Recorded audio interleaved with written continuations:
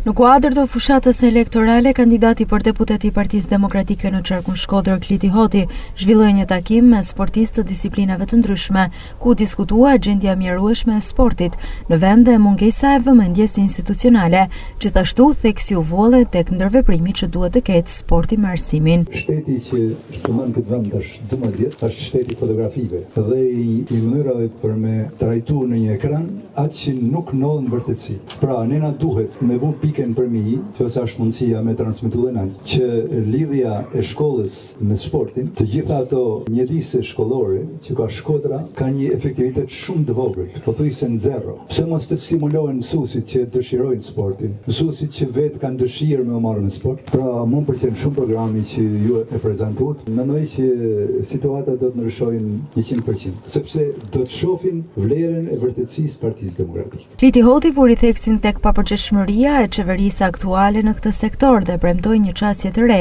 përmes programit të Partisë Demokratike. Me profesion jam mjek, po realisht jam i dashëmirës shumë i madh i sportit. Ju jeni ambasador e vërtetë Shqipërisë. Ju çoni flamurin kombëtar, edhe unë e di se çfarë sakrificash bëhet. Ne kena vetëm 0.2% të GDP-s të prodhimit brendshëm bruto që përdoret për sportin. Pastaj vetëm te mali zjellet e Kosovës që janë ka 0.7, janë ka 0.9. Jena 8 milion euro që shpenzohen për sportin, në Malzi janë 30 milion euro. Pra du me tërgu që nuk ka një vlerësim sporti. Nuk kena një ministri të veçantë, që ne do të bëjmë një ministri të veçantë. Dhe vetëm 10% e shkollëve kanë palestra. Ndërkohë Malzi ka diçka 58. Pra imagjinone se ku jena ne. Tana këta duhet përmendur. Ne kena nevojë që dinjitetin e Shkodrës, dinjitetin e sportit me e kalu aty ku duhet. Unë jam marrë me triatlonin edhe me disa miq që kanë organizuar triatlonin për 13 vjet rresht. E provuam të organizojmë federatë e triatlonit para 3-4 vjetëve, nuk e pranuan, nuk e aprovuan.